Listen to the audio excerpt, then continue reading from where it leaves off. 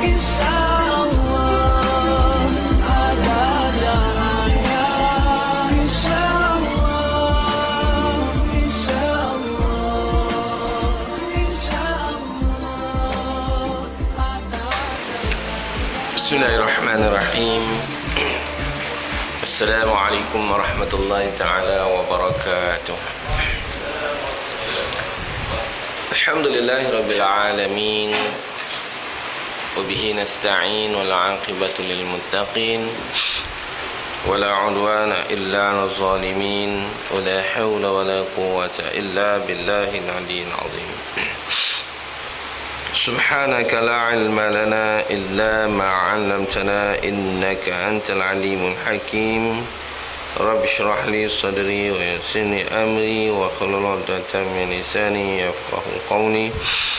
Allahumma iftah 'alaina hikmataka wansur 'alaina min hadaini rahmatika ya arhamar rahimin. وقال الله تعالى في القرآن العظيم أعوذ بالله من الشيطان الرجيم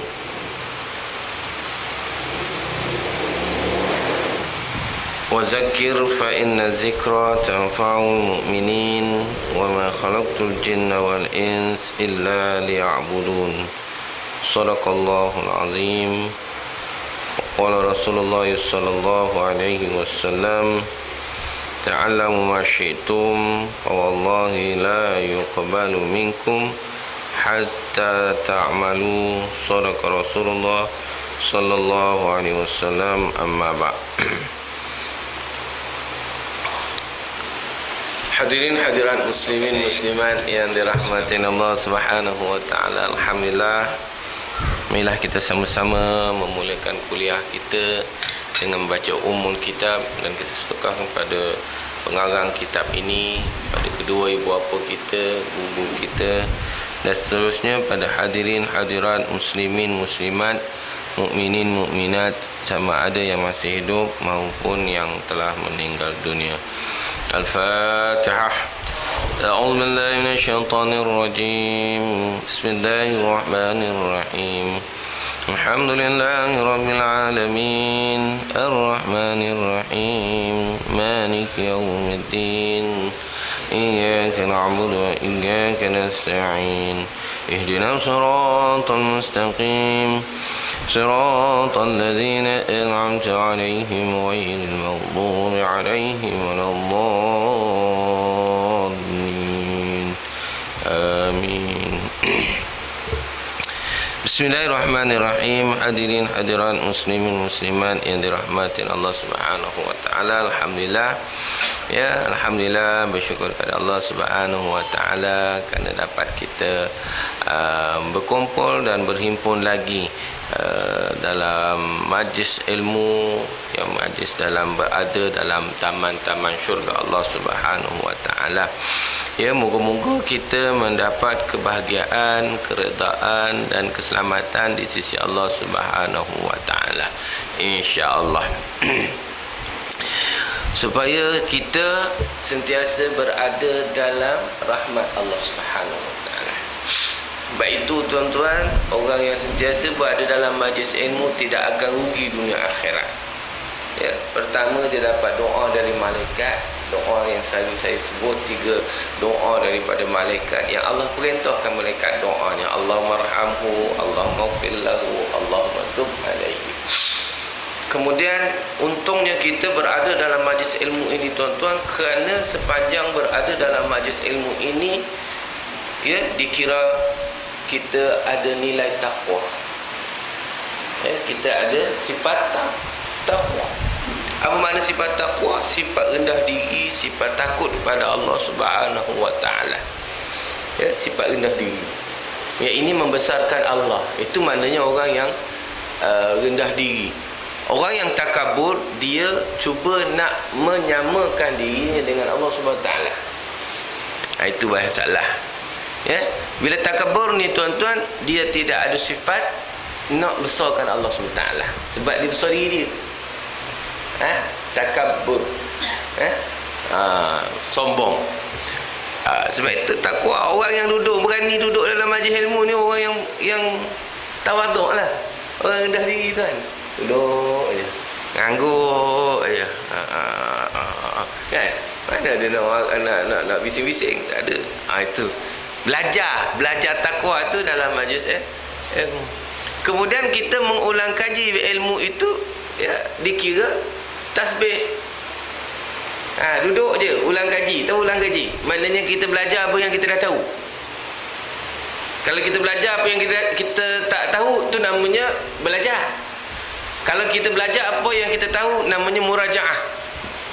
Apa dia? Ulang kaji. Ya, anak-anak kita nak ambil UPSR ni kan, ulang kaji balik. Kalau tak ulang kaji, kenapa tak boleh ke? Pasal nak dapatkan 5 straight A. Asal suruh ulang kaji. Kenapa tak marah pula? Engkau apa sibuk-sibuk ulang kaji, pergi main je lah. Tak marah pula dah. Pasal apa? Ada target dia. Tapi bila belajar orang ni macam ni kan, kita nak belajar balik, nak ingat balik, refresh dulu. Dulu kita belajar zaman-zaman sekolah. Dah kerja, tak berapa rajin nak belajar. Dah mula-mula nak pencen, barulah balik semula belajar. Ya, marah haji kat saya ya. Sebab pencen ni sensitif kata. Sabar je. Saya pun pencen juga. Kan? Belajar. Jadi kita belajar lah. Ulang kaji lah. Ya, kadang-kadang marah kat ustaz. Alah, ustaz tu sembang. Ustaz tu bagi kuliah benda yang sama je. Tak ada modal lah tu. Pandai pula dia kata ustaz tak ada modal. Macam dia terror sangat ke dia? Padahal dia ulang kajinya. Ulang kaji itu bukan tak ada modal. Tak ada masalah. Untuk kita lebih taukik, lebih kita memahami, lebih kita menghayati. Kemudian mengajar akan ilmu itu yang kita faham, walaupun balighu anni walau ayat, sampaikan daripadaku satu, ya, walaupun sampaikan daripadaku walaupun hanya satu ayat. Maknanya menyampaikan itu bahwa ibadah, baginya ibadah, baginya dapat pahala ibadah.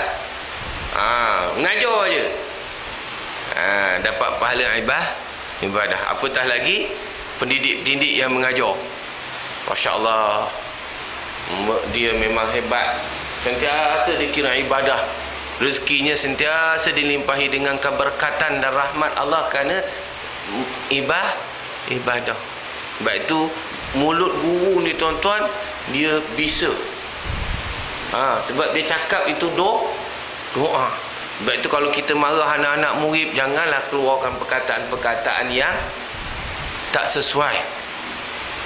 Jangan kita, kalau kita seorang guru lah, pendidik, kalau kita ada anak-anak murid dekat sekolah, tension cikgu-cikgu ni tuan-tuan.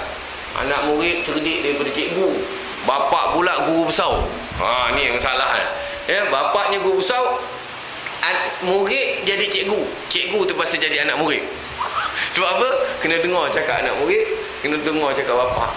Kalau dulu zaman kita tuan-tuan, kena dengar cakap guru, baru cerdik. Lah ni cerdik tapi kurang ajar. Tu dia. Anak-anak kita lah ni cerdik tapi kurang ajar. Sebab apa? Tak reti hormat guru. Maaf ya. Lebih-lebih dah masuk peringkat menengah, dah masuk peringkat kolej, peringkat universiti, nak jumpa pensyarah, nak cium tangan pun tak nak, rasa geli. Pasal dia ada level dah macam sama je. Padahal belum grade lagi ni. Kena je. Siapa yang peringkat tu lah, peringkat dah menengah ni pun kadang-kadang jumpa cikgu lari. Kan? Jangan kita anggap walaupun kita mengaji dah tua-tua. Saya dulu mengaji tua-tua sikit lah. Ya, umur dah 20, dah 30 baru mengaji, sambung mengaji. Lecturer tu muda daripada kita. Lecturer muda daripada kita. Nak macam mana? Terima je lah, dia mengajar kita. Muda. Kadang-kadang, ustaz betul ustaz, dia tanya kita, ustaz betul ke tidak? Dia mengajar lah, kita nak murid. Saya kata, teruskan cikgu. Ustaz teruskan. Dia walaupun muda tapi dia dah ada PhD. Kita tua-tua tak ada PhD, hasad dengki je ada. Kan? Itu dia. Maknanya kita hormat dia, tak apa, tak kisah. Kadang dia diskusi dengan kita. Kita ni pasal orang tua, pengalaman je, ilmu tak banyak mana. Dia bersyarah, kita hormat dia. Jumpa dia, cium tangan. Janganlah ustaz cium tangan saya malu. Dia pula malu. Dia guru saya. Tak ada. Jadi hormat. Sebab tu guru kena jaga. Sebab itu mengajar itu dikira ibadah. Kemudian orang yang berjalan pergi ke tempat ilmu, tempat kuliah, tempat belajar, dengan belanjanya, dengan masanya, dengan kelapangannya, dia mengambil peluang itu, dikira jihad fi sabilillah. Jadi tak rugi tuan-tuan. Walaupun pergi jauh-jauh, ada orang tu sanggup pergi kuliah jauh-jauh kan. Apalah bodoh kau ni, pergi kuliah jauh-jauh kat depan mata kau tak pergi. Oh, dia nak dapat pahala jihad fi sabilillah. Kita yang depan mata pun tak datang-datang. Kan Ji? Ya, depan-depan yang depan mata pun tak datang. Ni lepas raya ni ramai orang hilang. Nak kena cari. Kan Ji? Masa bulan Ramadan tu alhamdulillah lah, boleh tahan lah penuh. Bila dah lepas raya ni, dah masuk 27 raya dah. 27 Ramadan ni ramai orang hilang. Cuma belum buat report polis je Ji. Dah 27 hari hilang ni. Dah 27 hari hilang, tak dapat dikesan. Tapi ada, siangnya ada, waktu lain ada, tapi hilang dari masjid surau tuan-tuan. Maaf dah cakap ya, hilang dari masjid dan surau. Ini yang salah kita. Jadi tuan-tuan, marilah kita biarlah yang hilang tu terus hilang, yang hadir ni kekalkan hadir, jangan hilang sama. Salah juga kan, rugi kita. Baik, tuan-tuan hadirin hadirat muslimin muslimat yang dirahmati Allah Taala Subhanahu wa taala. Alhamdulillah, kita sambung lagi pengajian kita dalam membicarakan Allahumma shalli kitab Riyadhus Shalihin karangan Imam An-Nawawi rahimallahu taala, jilid yang pertama. Kita dah masuk bab yang ketiga, babus salis, ya, babus salis, bab yang ketiga, insyaallah, ya, insyaallah. Bab yang ketiga, iaitu babus sabr, iaitu bab membicarakan akan berkelakuan, bersikap, berakhlak dengan sifat sabar. Sebab bab sabar ni tuan-tuan, dia kadang-kadang nampak macam senang, tapi sebenarnya payah, payah sedikit sebab nak mengamalkannya. Bukan mengatakan bukan mengatakan kita ni mudah-mudah gitu. Sabar. Orang suruh sabar je, sabar ni, tapi dalam hati duk panas lagi. Ini banyak pengalaman-pengalaman yang boleh kita kongsi bersama. Baik. Yang lepas bab pertama kita bicarakan bab ikhlas. Sebab itu permulaan Imam An-Nawawi dia nak beritahu hidup beragama dalam nak cari redha Allah, nak jadi orang soleh, kena ikhlas. Buat kerja tak mengharap pujian, bersedia untuk dikritik, tidak banyak cari alasan untuk menolak sesuatu. Tak payah cari alasan, ngaku je lah, senang. Itu cara dia. Itu sifat orang yang ikhlas. Kemudian sifat orang yang bertaubat. Orang yang soleh ini tuan-tuan, ciri-cirinya dia rajin bertaubat, rajin minta maaf, rajin minta ampun. Ini sifat dia. Kalau dia susah nak minta maaf, dia harap orang yang maaf, maka itu belum datang lagi sifat soleh bagi dia. Maknanya kelakuan dia ini bukan kategori orang yang salihin. Jadi orang yang bertaubat, bagaimana yang kita katakan bahawa tubu ilallahi taubatan nasuha. Allah Ta'ala kata bertaubatlah kamu dengan taubat yang sebenar-benar. Mana orang yang taubat ni tuan-tuan, at-taibu minaz zambi kama la zambalah. Ya, tiap-tiap orang yang bertaubat bagi daripada dosanya, maka tidak ada dosa yang tercatat baginya. Itu sebab itu orang soleh dia tahu ini senjata untuk menyelamatkan dia dari diazab oleh Allah SWT. Maka dia gunakan senjata ini untuk membersihkan diri dia daripada dosa-dosa, supaya catatan dia di akhir nanti ashabul yamin, di kalangan orang yang mendapat catatan di tangan kanan. Kalau kita nak begitulah. Kalau tidak, kita buat pahala, buat dosa, buat dosa, buat pahala, dosa, gitu je lah. Pergi balik. Tapi kita tak cuba untuk bertaubat. Sedangkan Allah menunggu taubat seseorang. Sungguh Allah selagi mana nyawa belum sampai ke halqum, belum sampai ke nazak, maka selagi itu taubat, pintu taubat kita dibuka. Banyak mana dosa kita, Allah sedia mengampunkan dosa kita. Baik? Jadi kita bersedia. Sifat yang kedua telah kita bincang panjang lebar yang lepas. Baik, ini babus salis, iaitu bab yang ketiga, iaitu babus sabar. Ya, bab sabar. Apa makna sabar? Sabar ialah suatu sifat yang boleh memelihara diri daripada suatu ketetapan yang telah diputuskan oleh akal fikiran atau keputusan yang lain. Apa maksud dia? Apa makna sabar? Sabar ni maksudnya dia dapat mengawal. Sabar ni dapat mengawal apa yang telah diputuskan oleh akal atau nafsu dalam perkara-perkara yang berlawanan. Faham tak? Contoh, saya nak makan banyak,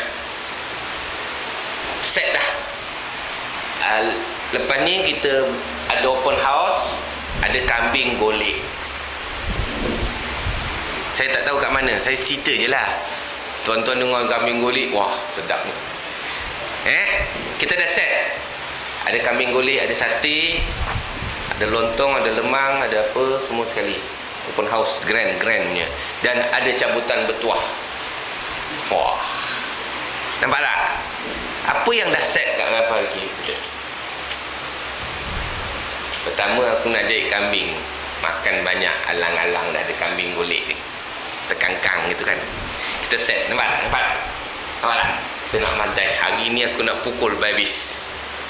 Hari ni malam ke-27, tinggal 3 hari lagi nak raya.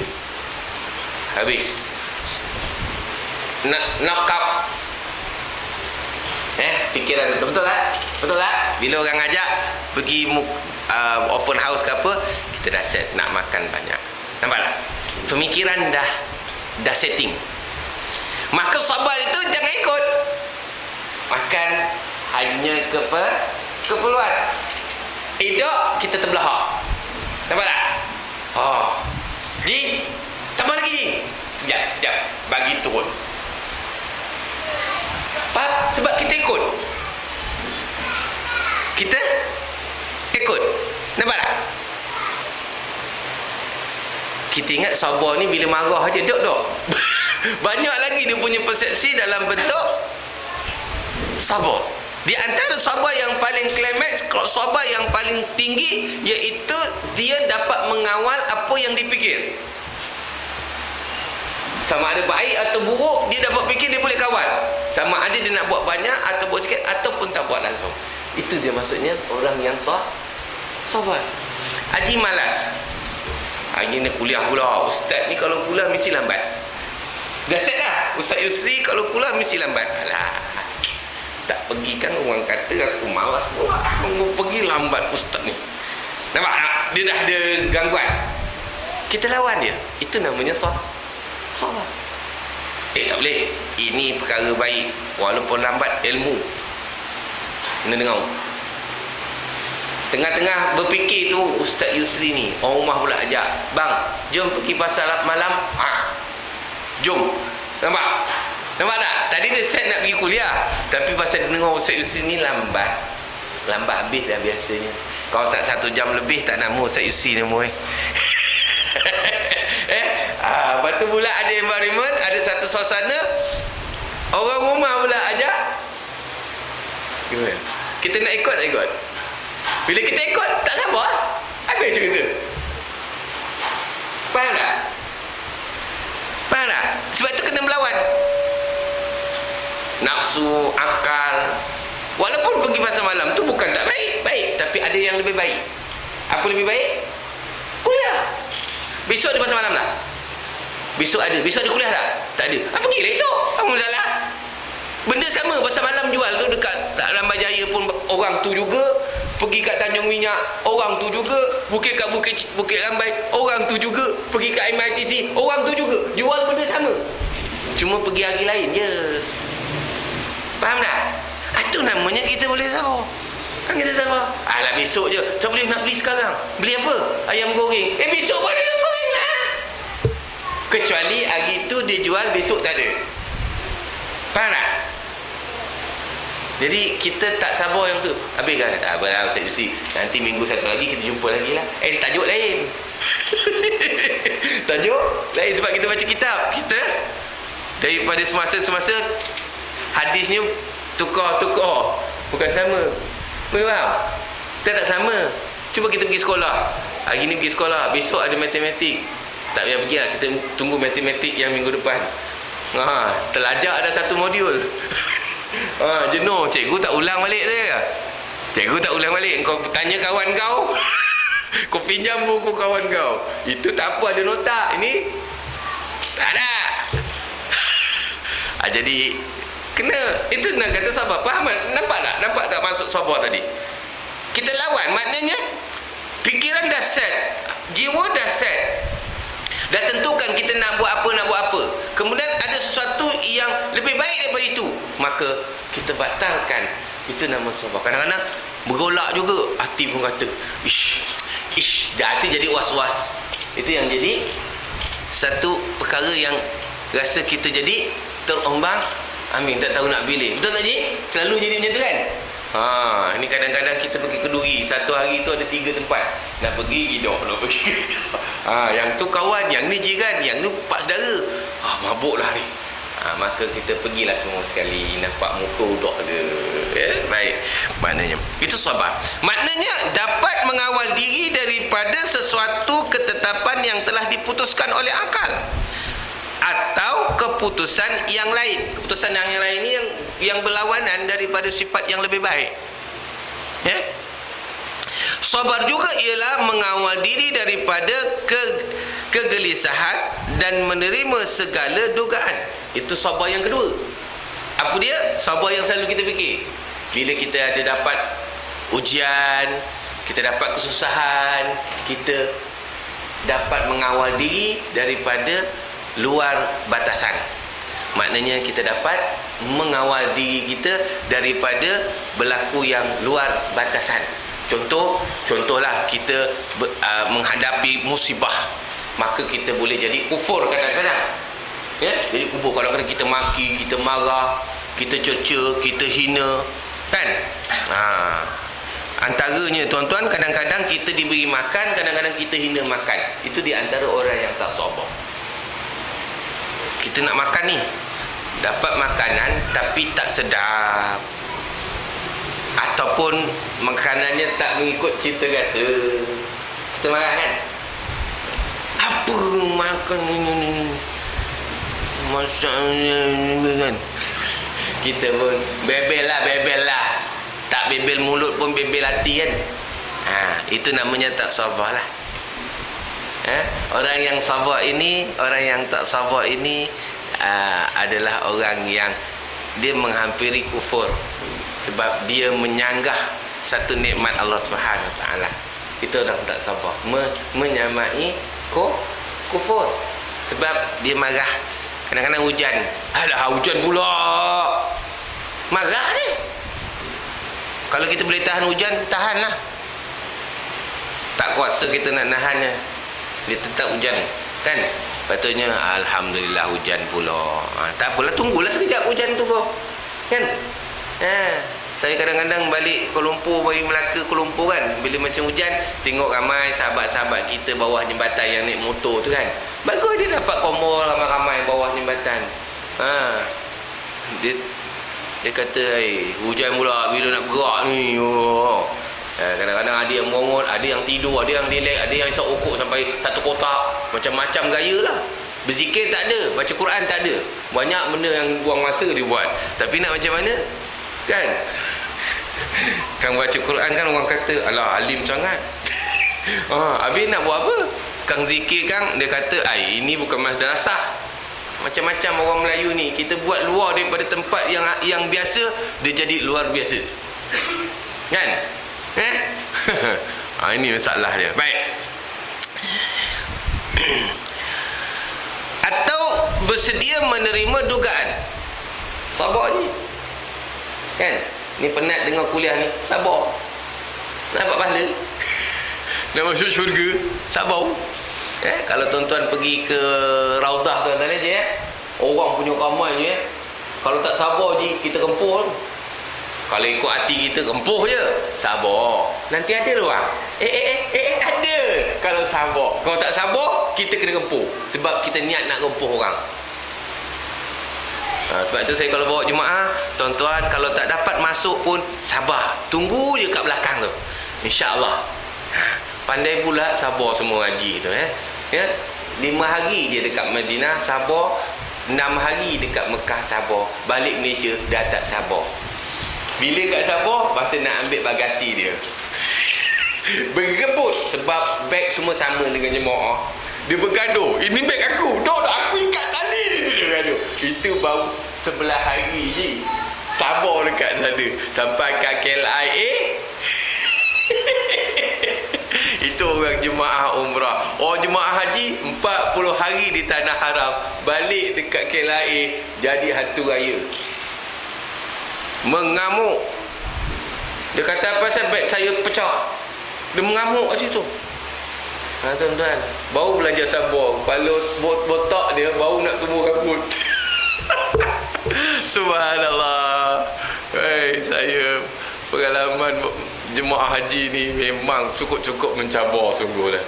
Ya ji, dia masa pergi saya memang seronok, masa balik seksa. Bukan haji yang seksa, kita yang mengurus seksa.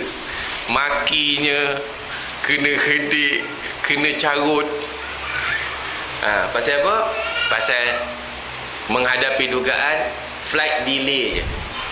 Flight delay 2-3 jam tu normal. Normal jemaah haji, ada kadang sehari.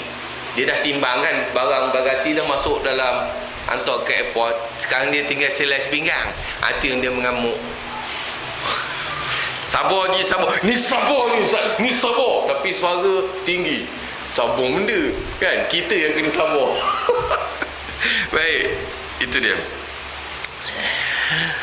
Sabar juga ialah menghadapi rintangan dan segala suruhan Allah dengan hati yang tenang. Ia ini tidak merasa jemu dan berputus asa dalam menghadapi kesusahan hidup. Maknanya sabar juga tenang dalam menghadapi ketaatan. Itu juga sabar. Kan? Kadang-kadang imam baca lambat. Kita dah lah, ustaz ni kalau baca mesti panjang. Dia kata imam ni kalau baca kita dah set dah kepala otak tu. Tolonglah, lupakanlah. Biarlah panjang sekali-sekali, bukan selalu pun. Tapi kalau dia panjang sampai besok pagi, bolehlah komplain. Kan? Betul kan? Saya kadang-kadang baru ni tarawih kan, bulan Ramadan kan, orang panggil tazkirah buat imam kan. Kadang-kadang berkongsi bisik kat kita, ustaz kalau boleh baca tak payah panjang-panjang. Aduh, sedap dengar ni. Kita nak bagi geli je lidah kita ni kan. Saya kata yalah, kita pun faham ada yang jemaah uzur, jemaah lemah, tapi taklah terlalu panjang macam dekat Mekah. Sedang-sedang elok je. Kalau kita baca Quran tu lebih kurang setengah Quran, maknanya 2 rakaat tu 1 muka. Ada setengah tu saya buat 1 rakaat tu 4 rakaat 1 muka. Tengok keadaan lah.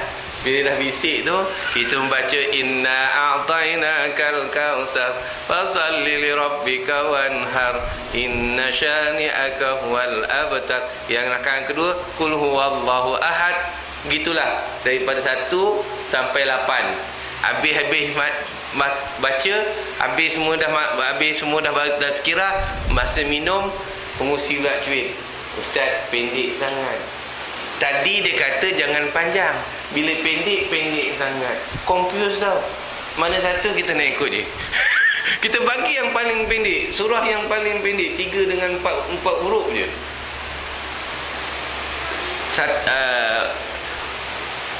Tarawih pertama, tarawih kedua, ketiga, tarawih keempat, semuanya inna a'tayna qul Allah, inna a'tayna qul Allah. Masa minum dia kata, Ustaz, pendek sangat lah Ustaz. Dia kata, ada haji minta pendek, saya pendek. Janganlah pendek sangat Ustaz. Tak apalah, dah baca. Kan? Susah Syekh. Sabarlah. Kita baca Quran sabar. Kadang-kadang banyak salah, kadang-kadang panjang, kadang-kadang sasut-sasut. Sabar. Belajar, dah penat-penat belajar, tak dapat-dapat Ustaz, tak faham-faham. Sabar. Sebab menghadapi ketaatan kena sabar. Tekun dengan tenang dan tidak rasa jemu. Jangan perkara yang ibadah ini tuan-tuan kita rasa jemu. Itu orang yang sabar. Siapa yang jemu, dia tak sabar. Kan? Bila orang jemu ni maknanya dia hilang tumpuan. Itu orang jemu. Dia hilang tumpuan. Tapi kalau kita beri tumpuan, kita berhayati apa yang kita amalkan, dia tak akan jemu. Orang yang jemu melaksanakan ibadah ni tuan-tuan, dia adalah orang yang hilang fokus. Maknanya dia tak ada mengharap daripada Allah SWT. Dia rasa nak banyak dengan nak sikit je. Itu dia. Atau berputus asa dalam menghadapi kesusahan hidup, ataupun sabar dalam meninggalkan maksiat. Itu juga sabar. Ada orang tuan-tuan, dia tengok peluang untuk maksiat, ada kawan-kawan pun ajak buat maksiat, dia tak buat, dia rasa susah hati. Faham tak? Peluang untuk nak maksiat ada, kawan-kawan pun ada ngajak. Tapi kalau kita pakai kepiah ni nak buat, rasa tak kena lah. Tapi dalam hati dia pemberontak. Itu tak sabar namanya. Kena sabar jugalah. Patutnya, Alhamdulillah juga aku pakai kepiah, selamat aku. Kan? Kadang-kadang kawan kita ni, kadang-kadang dah berumur ni, katai lebih tau. Dia suka ngurat. Kita pun dulu kaki ngurat juga je kan. Tapi dah aku pakai kepiah, dah balik haji dah. Jadi ingat nak baiki diri lah. Kawan-kawan kata, tu awet cantik tu. Ji, apa lagi? Sweet. Wih. Ji, dulu haji yang mula kan, tapi sekarang dah pakai kepiah. Aku tak nak lah.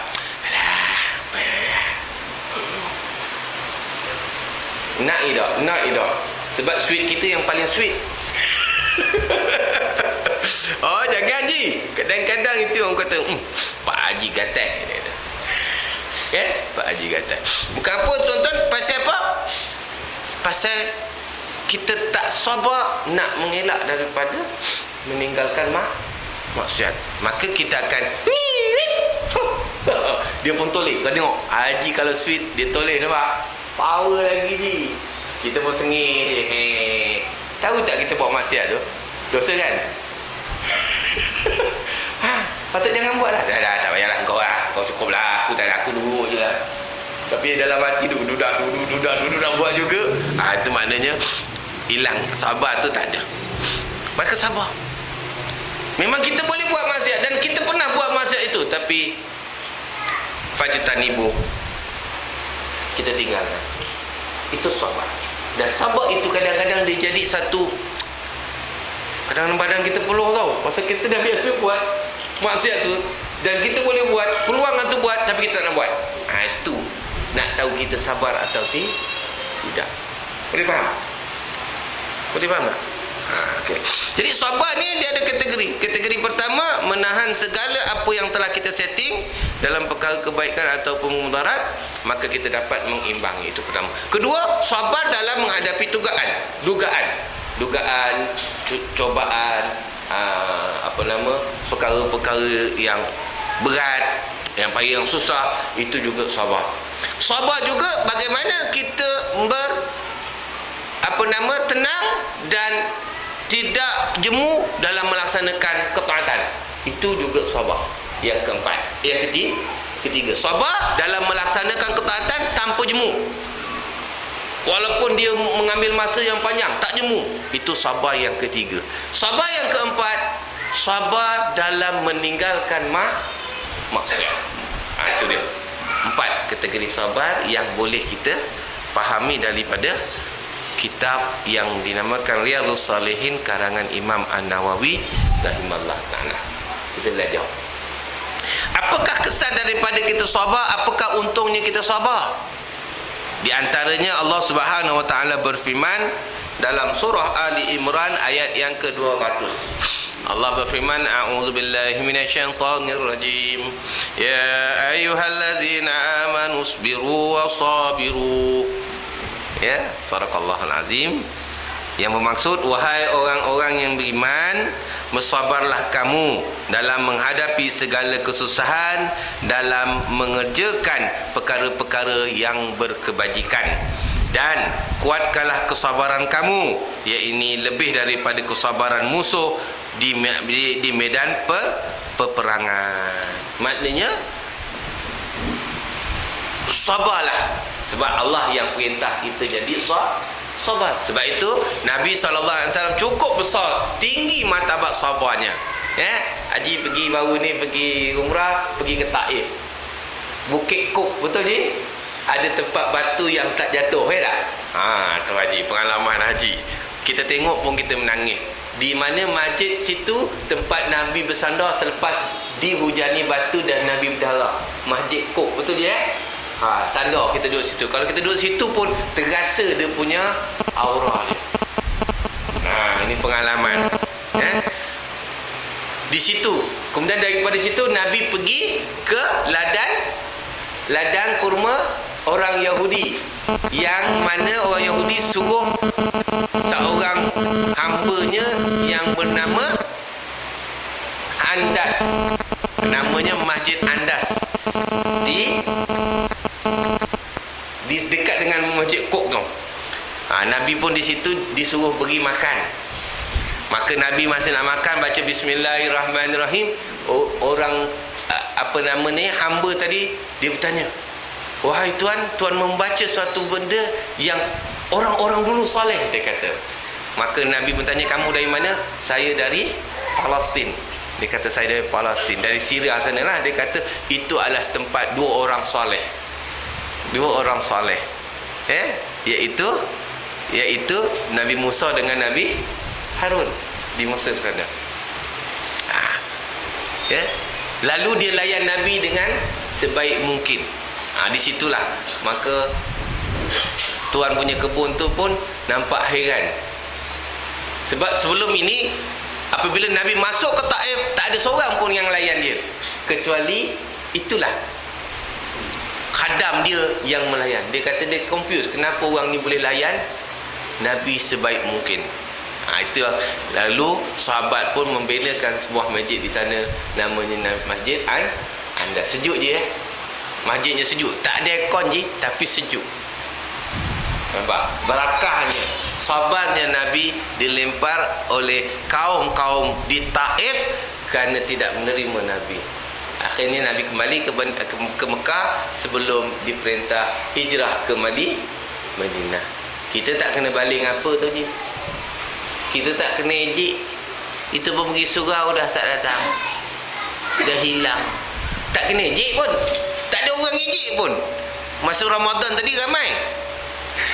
Tu saya cakap je, orang hilang dah 27 hari hilang. Tak kena lontar dia batu, tak diejek, tak dicerca, tak dihalang, tak ditegah untuk pergi, tapi tak sampai.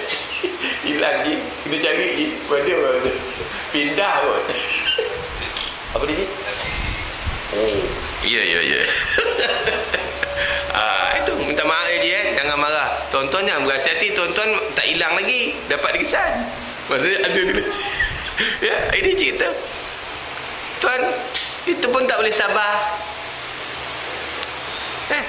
Antara nak pergi surau berjemaah dengan rumah ajak pergi pasar malam, tu dah 5 dah tu. Rumah kita pun satu hal, dekat-dekat maghrib dia ajak pergi pasar malam. Pelik lah kan pasar malam ni, tapi dia meriahnya waktu maghrib. Pasar Melayu Malaysia ni, pasar malam Malaysia ni meriahnya waktu maghrib. Tak ada orang datang pukul 4, pukul 5, tak ada. Dia nanti pukul 6.30 baru datang, sampai pukul 8 kan. Lepas pukul 8, pukul 9 dah kurang sikit, pukul 9 dah tutup. Saya pun heran ni, tak boleh nak ubah persepsi sikit. Cuba kalau kurang pun pergilah lepas maghrib sembahyang jemaah, pergilah pergi maghrib kan. Ataupun pergi lepas isyak. Dia kata pergi lepas isyak dapat apa Ustaz? Pergi awal. Lepas asar pergi, lagi fresh, lagi awal. Tak syok Ustaz, tak ramai, tak senggol-senggolan, tak ada. Itu pasal orang nanya pasal gesil, orang panggil. Pasal gesil. Pasal malam kita pasal gesil je. Itu yang abang haji lepas sembahyang isyak ramai pergi. Kot-kot lah, tapi bukan haji sini, tempat lain tau. Haji tu kadang-kadang patut sedar diri lah. Awak pakai kepiah, orang nak gesil tu lari lah, hidup dia main tempuh lagi orang. Sabar, ini peluang, tapi elak lah. Itu namanya sabar kan. Baik. Sebab itu Allah perintah supaya kita bersabar. Kemudian dalam firman yang lain Allah Subhanahu wa taala berfirman dalam surah Al-Baqarah ayat 155. A'udzubillahi minasyaitonir rajim. Walanabluwannakum bisyai'in minal khawfi wal ju' wa naqsim minal amwal wal anfus was thamarat wa basyyiris sabirin. Ya, yang bermaksud dengan sesungguhnya kami akan menguji kamu dengan sedikit perasaan takut kepada musuh dan dengan merasai kelaparan dan dengan berlakunya kekurangan dari harta benda kamu dan jiwa serta hasil tanaman, dan berilah khabar gembira kepada orang-orang yang sabar. Tuan-tuan, dalam nak dapat martabat tingkatan sabar ini Allah uji kita. Apa ujian yang Allah Ta'ala bagi? Pertama, Allah meletakkan perasaan takut dengan musuh. Apa musuh? Mana kita dalam medan perang ni, itu dah musuh nyata. Kadang-kadang musuh ni kadang-kadang cakap orang. Itu musuh kita tau. Kan orang selalu cakap, alah, tu rajin pergi surau tu nak jawatan tu. Kita takut bunyi tu. Faham tak? Maka Allah suruh berhati-hati kat situ. Jangan cari orang yang mengata kita. Kita hati-hati jangan sampai orang mengata. Itu namanya kita jaga diri kita daripada sabar. Dan bila orang cerita pun kita sabar. Sebab bukan itu matlamat kita. Orang cakap, orang tak tahu apa hakikat. Orang suka cerita ni tuan-tuan, benarnya dia tak tahu cerita sebenar. Orang yang suka cerita hal orang, sebenarnya dia tak tahu cerita yang sebenar. Itu sebenarnya. Maka dia akan cerita sesuatu yang tak betul. Sebab itu apabila kita dengar sesuatu cerita daripada orang, umpatan atau fitnah, jangan terima dulu. Fatabai yang sifat orang cerita ni tuan-tuan, biasanya dia cerita dia tak tahu betul. Dia nampak-nampak aje. Contoh kita dalam highway ada kemalangan. Nampak kereta remuk, ada ambulan, adalah orang terbaring, orang ramai, jalan jam. Kita bukan berada di kawasan kemalangan, kita lalu kawasan kemalangan. Betul? Betul. Tapi bila kita lalu, kita tengok, wah, kereta gemuk ni ambulan apa benda, kita pun jalan. Bila sampai kita jumpa kawan, apa yang kita cerita? Aksiden. Betul kita cerita macam kita ada kat kawasan tu. Betul ke tidak? Padahal kita tengok lalu je aksiden je. Kita kata, wui, dahsyat tadi aksiden, ya Allah, kereta gemuk habis. Habis orang ni macam, aku rasa dia mati lah. Nampak cerita? Kita tahu tak dia mati tak mati? Kita tak tahu. Tapi kita, aku rasa dia mati lah. Ambulan 3 tau. Nak cerita sedap lagi, jalan jam teruk kau 10 km. Dia nak sedapkan cerita. Padahal dia tak ada ketika kemalangan, tapi dia cerita seolah-olah macam dia ada di tempat kemalangan. Nampak sangat penipu. Betul tak Ji? Kita pernah buat tu. Kena cakap, oh tadi jalan kemalangan adalah 2-3 kereta, boleh tahanlah teruk. Cukup lah. Yang kita nampak kereta teruk kan. Orang, saya tak tahu. Lepas tu dengar berita pula, kemalangan di kilometer sekian-sekian, kematian 3. Kan aku dah cakap mati tadi. Wah, lagi sedap dia nak cerita. Nampak tak? Padahal dia tak ada di kemalangan. Bukan berlaku di depan dia, dan dia tidak berada di kawasan kemalangan. Dia cuma lihat kemalangan saja. Faham tak? Nah, itu kadang-kadang cerita ni bohong banyak. Dia nak nyedapkan cerita je. Jadi kadang-kadang fatabayyanu, siasat dulu.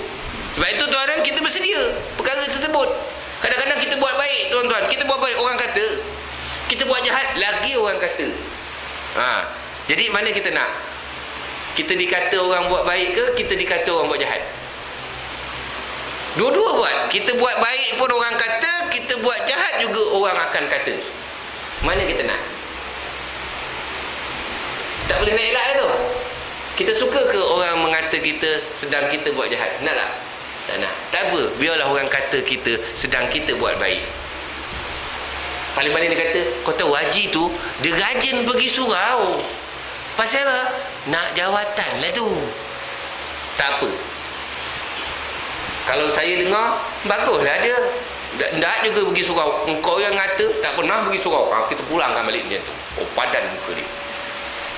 Dah orang pergi surau baiklah. Aidin, dia kata juga. Kalau tak pergi, dia tak pergi surau. Ke Sumbang tu. Duduk sorang-sorang, tak kena campur orang. Tak pergi pun salah, pergi pun salah. And then, nak pergi macam mana? Kejap pergi, kejap pergi, kejap pergi, kejap pergi, kejap pergi, kejap tak pergi, kejap pergi, tak pergi, gitu pula. Itu kita yang salah. Kita tak sabar. Faham tak? Kita biar kita. Orang kata kita buat kebaikan. Lantak dia. Lama-lama dia penat. Kan? Tapi kalau kita buat salah, orang kata, malulah kita. Memang malu sok dah. Tapi kalau kita buat baik, orang kata, kan dia? Kan? Kita kadang-kadang minta maaf je.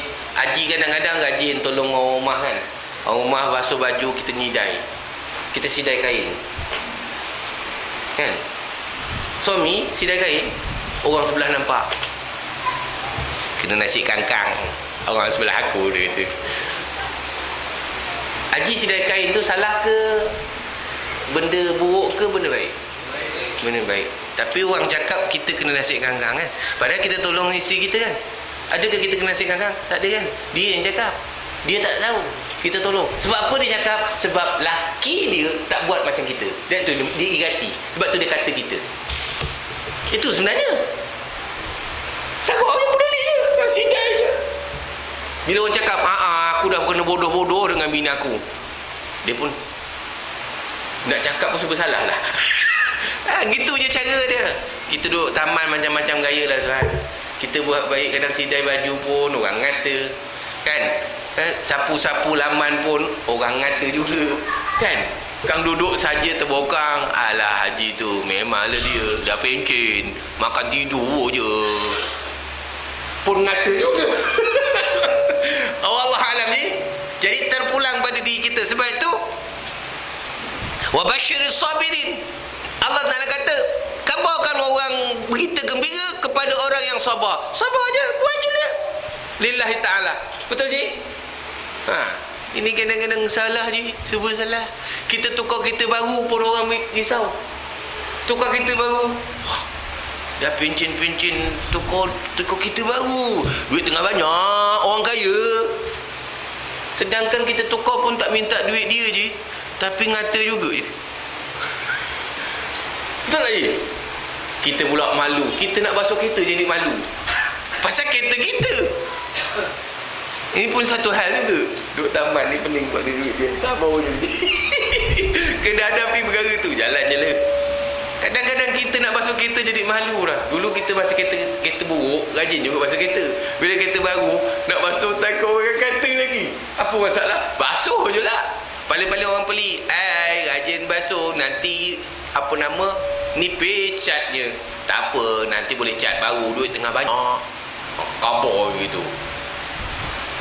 Tengok macam mana dia. Dalam hati dia kata, kurang hajar orang sebelah. Dia kurang hajar tak apa. Bila kita balas balik, dia kata kurang hajar. Itu kena sabar je. Wa basyiris sabirin, kata Allah Ta'ala dalam surah Al-Baqarah ayat 155. Berilah kabar gembira. Kerana orang sabar itu, dia makam orang yang saleh. Dan orang yang saleh ini duduk bersama dengan minan nabiyyin wasiddiqin wasyuhada wasalihin. Boleh? Boleh faham? Jadi sabar. Yang kita ni kadang-kadang panas hati. Itu yang bergaduh balik tu. Berlawan lah. Tak arti je. Lama-lama dia berhenti je. Dia tak ada cerita. Lala dia fed up. Nampak muka kita. Dia lari pula.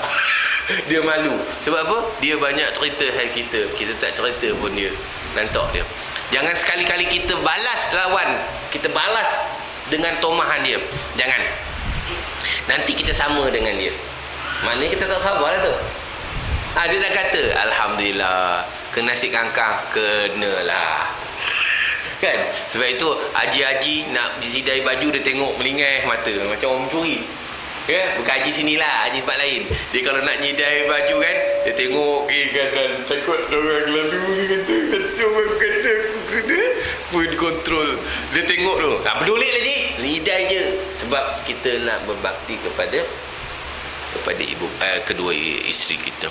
Sebab itu tuan-tuan, ada satu dialog orang tanya, baru kahwin, orang ni baru kahwin, ya, sahabat, macam dah nikah ni macam mana? Seronok, dia kata. Okey, seronok Ustaz, dia kata. Okey, seronok. Macam mana isteri kamu? Isteri saya bagus Ustaz, pandai masak, pandai ngemas, cantik. Dia suka jaga hati saya. Dia cakap yang baik-baik lah. Baru kahwin kan Haji? Baru kahwin kan?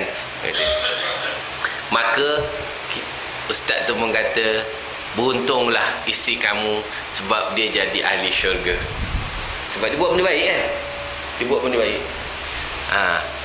Lepas tu Ustaz tu tanya, kamu macam mana? Sepatutnya kamu iriati dengan kebaikan isteri kamu. Sepatutnya kamu buat baik juga kepada isteri kamu. Barulah kamu jadi ahli syurga. Kalau isteri kamu rajin, kamu pun kena rajin. Kalau isteri kita rajin mengemas, kamu pun rajin mengemas. Ini kamu mengotor, isteri mengemas. Pro dan kontra kan? Kita dah cerita kebaikan isteri kita tu. Isteri kita baik. Kan baik, semuanya masuk syurga. Kenapa kita tak nak ikut perangai kebaikan isteri kita? Baru sama-sama masuk syurga. Ni nak masuk syurga sama-sama, tapi kita pengotor, isteri pembersih. Nampak tak? Kan dia kontra. Jadi kalau nak dapat isteri yang baik, suami kena baik. Kalau isteri masakkan saya, sekali-sekali saya masakkan isteri saya. Nampak? Sebab dia buat baik kan? Kenapa kita tak buat baik? Kita tahu makan dia tak sedap, baling. Apa masak macam apa? Tak macam kedai mamak. Memanglah, sebab kita bukan kahwin dengan mamak. Kan marah kadang-kadang. Ada juga orang yang dia marah isteri dia, marah tak rasa macam kedai mamak. Memanglah kedai mamak, dia cari rezeki. Di sini dia dapat rezeki dengan kita. Faham tak? Kalau nak rasa macam mamak, pergi cari isteri mamak. Maaf cakap ya, jangan marah saya. Ada yang kecil hati pula, Ustaz jangan sebut mamak sensitif. Tak ada nak cerita lah. Kadang-kadang dia compare. Jangan. Apa yang ada kita terima. Sebab itu tuan-tuan, sabar benda tu. Kadang-kadang isi saya, Allah Ustaz, kadang-kadang ada datang kes keluarga Ustaz, isi saya tak dengar cakap lah Ustaz. Degil Ustaz, saya cakap, keras kepala Ustaz. Dia buruk lah isi dia. Saya kata patutnya kamu yang nunjukkan supaya dia jangan keras kepala. Dah tahu isi kita keras kepala, degil, kita kena buat supaya dia tak keras kepala. Ini isteri kita keras kepala, kita pula timing badak. Nampak tak? Belaga tak? Lagilah. Tak boleh duduk sekali. Cuba bila isteri keras kepala, kita jadi orang yang paling lemah lembut. Ustaz, Kang jadi sotong pula. Untuk kebaikan rumah tangga. Ini jadi berlaku. Bila isteri dia tak setuju dengan isteri dia, habis semua buruk isteri dia. Tak ada. Maknanya kalau isteri tu buruk, kita yang kena baik. Kadang-kadang kita isteri tu buruk sebab kadang-kadang kita dah buruk. Isteri tak tahan dengan kita, maka dia buat perangai buruk. Maka itu kena sabar. Betul balik. Buat counter. Kena check and balance balik. Jangan duk nyalah orang aja. Ni duk salah orang. perang aja. Yang isteri salahkan suami, suami tu salah isteri. Mana yang betul? Ya? Apa dia? Ego lebih. Betul, saya setuju. Kalaulah isteri tengah marah-marah, kita jangan duduk marah pula. Buat tak reti diam. Abang dengar kita, dengar ni. Engkau dah habis belum? Belum. Teruskan lagi cakap. Nanti dia berhenti. Kan? Ini kita lawan dia. Mana tu? Panjang lah kita. Sebab tu tuan-tuan sabar. Sebab itulah kita pilihan dia. Sebab kita qabil tu tuan-tuan, kita terima nikahnya, kita terima jasad, keluarga, tubuh, jiwa, raga dia semua. Perangai dia pun kita terima belaka. Sebab itu ayah, terima kasih kau ambil. Lega aku, selamat dah. Sebab tanggungjawab aku kau ambil dah. Aku dah tak kena-mengena untuk dibicara tentang anak perempuan aku. Engkau lah tanggung. Lega. Faham tak? Bayangkan orang tua dia jaga daripada lahir sampai umur 25, katakan 25 dia menikahkan. 25 tahun dia jaga kan. Dia bagi kita baru 25 hari dah ngadu kat bapak. Anak abah ni macam mana cerita? Apa 25 hari lain macam aku 25 tahun jagalah. Nampak? Mesti ada sesuatu yang tak menepati. Kena jagalah. Kena betulkan balik. Ini masing-masing dia ego. Aku suami, kau tak dengar, kau tak dengar, berdosa, nusus. Tak bolehlah dah hukum macam tu sangat. Kena sabarlah. Sebab itu kadang-kadang bahasa orang Melayu, pahit jangan terus dibuang, manis jangan terus ditelan. Kadang-kadang pahit itulah ubat, kadang-kadang manis itulah racun. Jadi ada yang perlu dibuang, ada yang perlu ditelan. Ada yang perlu ditelan, ada yang perlu dibuang. Ya? Kalau benda sedap jangan makan semuanya. Nanti jadi gaul. Kan? Bantai semua, habis udang, kerang, ketam, bantai ustaz, bantai. Habis tu seminggu tak datang surau. Mana? Gaul. Oh tadi sapu ke? Jadi jangan makan perhabis. Kan? Sebab tu tengok, kalau kita makan udang tuan-tuan, makan udang, jangan buang semua kulitnya. Kepala buang, ambil kulit yang tengah-tengah. Tahu tengah-tengah? Buang ekor, cabut. Kepala dah tanggal, antara kulit dengan badan tu tinggalkan situ.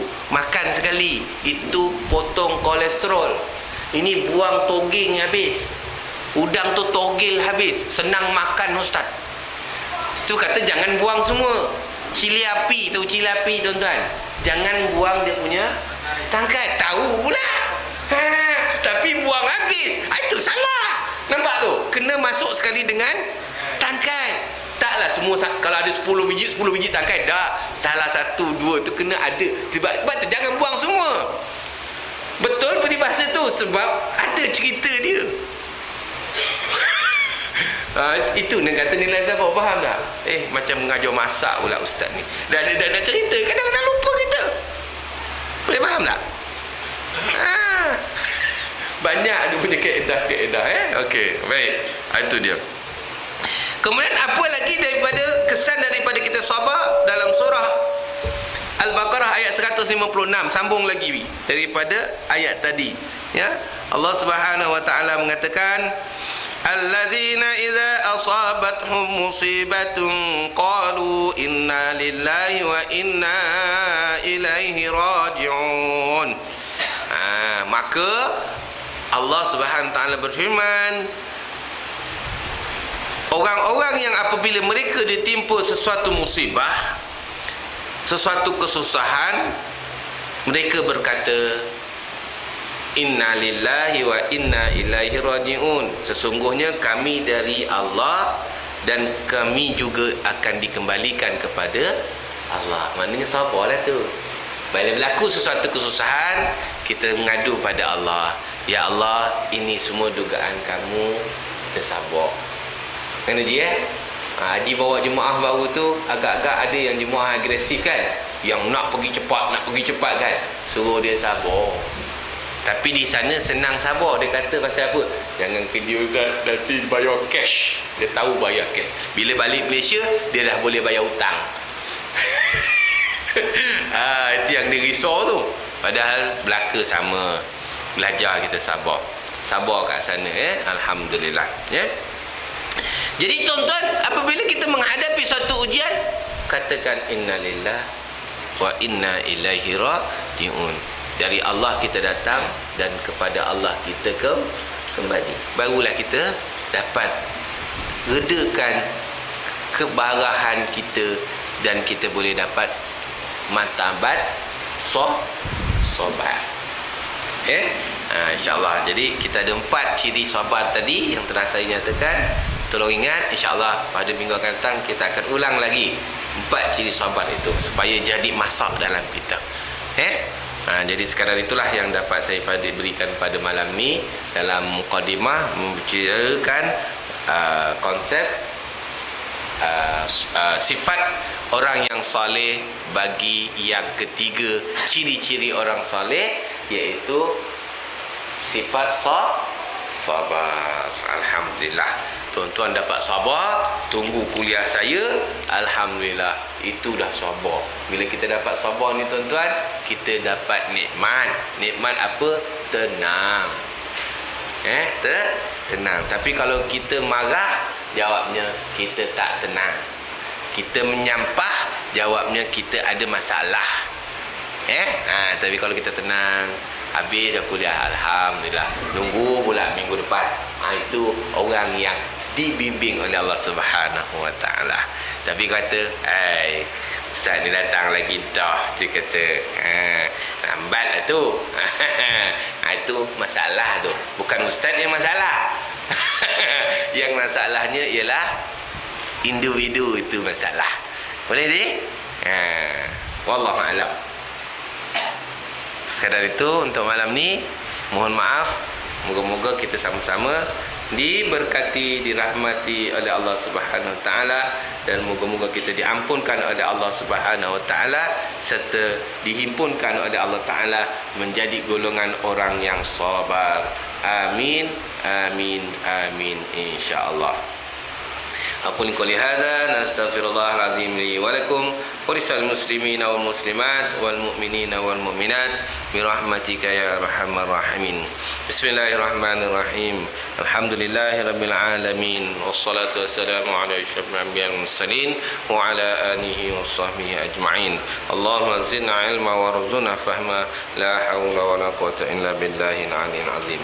اللهم أغننا بالعلم وزينا بالحليم وأكرمنا بالتقوى وجملنا بالعافية يا أرحم الراحمين. اللهم جمعنا هذا جمع مرحوما وتفرقنا من بعد تفرقا معصوما. ربنا آتنا في الدنيا حسنة وفي الآخرة حسنة وقنا عذاب النار. والحمد لله رب العالمين. Terakhir dengan tasbih kafarah dan suratul Asr. Subhanakallah wa bihamdi asyhadu an la ilaha illa anta astaghfiruka wa atubu. Bismillahirrahmanirrahim. Wal 'asri innal insana lafi khusr illa alladhina amanu wa 'amilus shalihat wa tawassaw bis sabr. Wabillahi taufiq. Wassalamu alaikum warahmatullahi taala wabarakatuh. Wallahu a'lam. Syukran.